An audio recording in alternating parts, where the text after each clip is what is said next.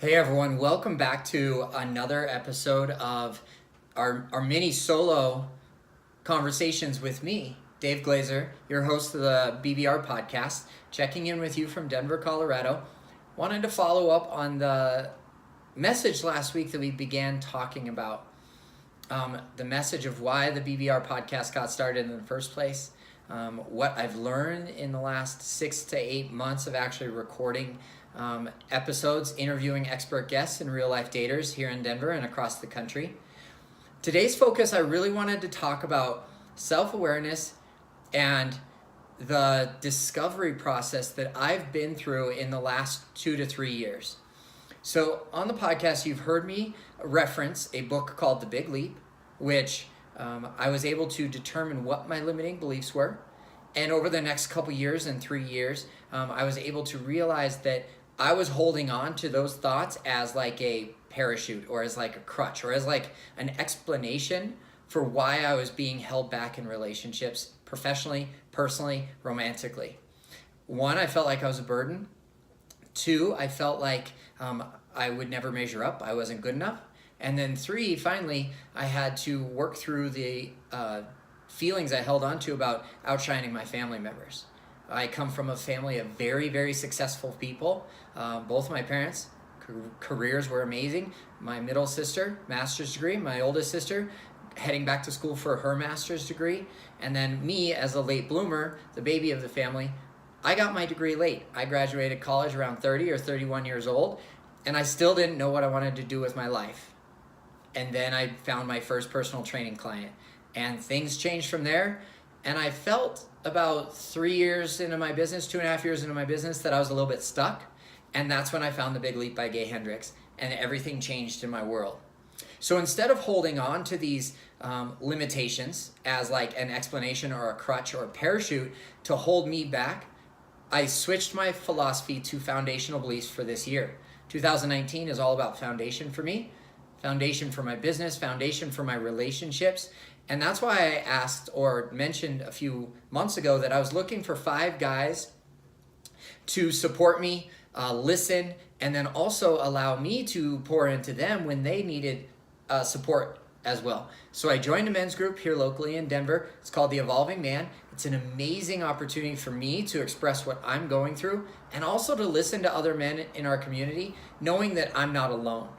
And that's what we don't want to feel as adults, humans, and people trying to connect with others, is that we're not alone. That's why I love the Singling podcast so much. That's why, because it humanizes the process of relationships and dating. What we choose to do on the BBR podcast is educate.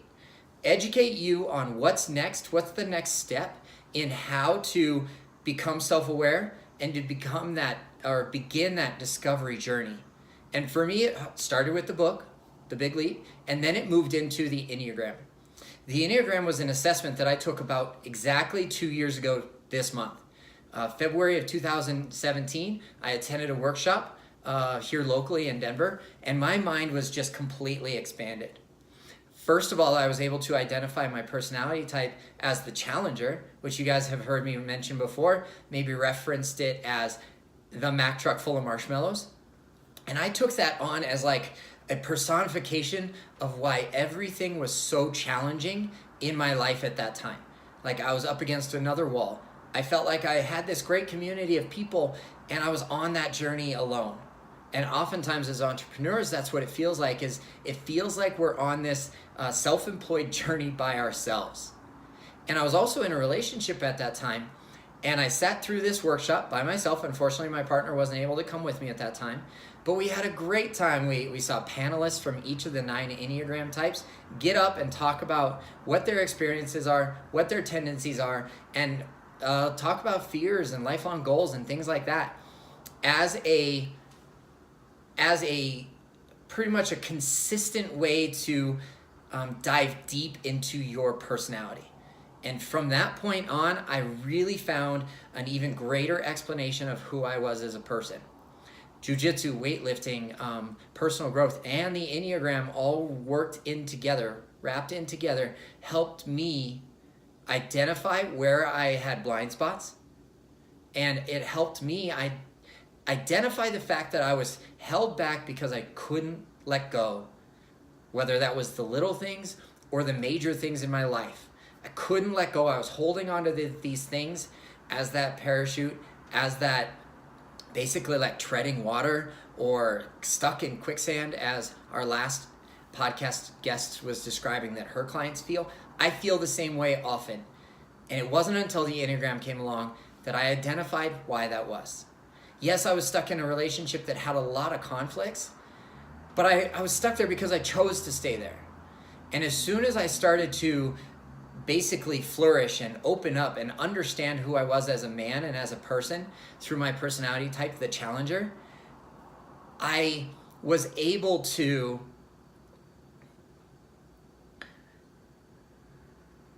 comprehend the conflict that was going on in my own personal life, my romantic relationship, and I knew that I had found the path to authenticity. I had found the path to my true self through this work of the Enneagram. So I wanted to progress forward, and I started to identify those conflict points in our relationship, and I wanted to work through them, and my partner wasn't willing to come on that journey with me. And that's okay. She took the assessment, and she's like, oh my gosh, this is me to a T, but the action plan actually never happened. And then when we found incredibly big conflict in our relationship a few months later, our foundation of our relationship wasn't strong enough to survive that challenge. And that was the health story of the health scare of my daughter, who was then 15. We just could not weather that storm as a partnership. And then from then on out, I knew that it was going to be all about me. And that's not selfish in a way, but what that does is when I focus here instead of out there, I become more resilient.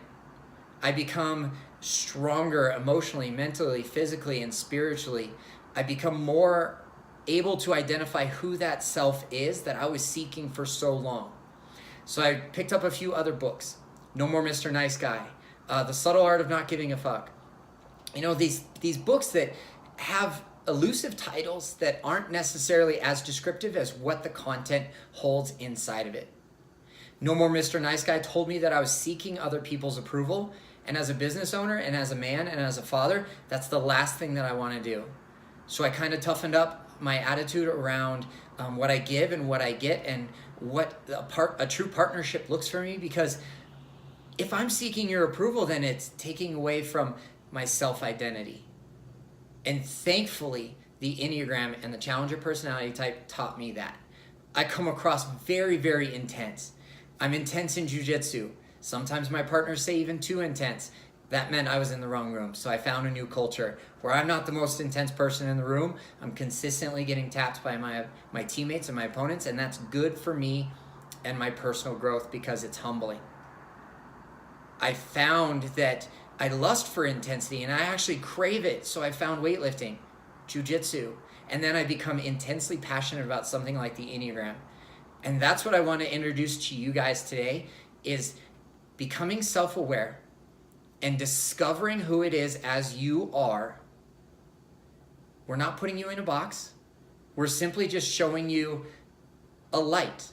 It's as if we're searching through a dark room for our lost car keys, and in this particular case for me, it was God, because the Enneagram is the true path to spiritual growth for me.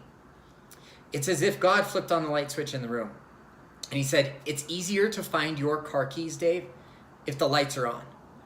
And the Enneagram personality assessment is the lights on for me.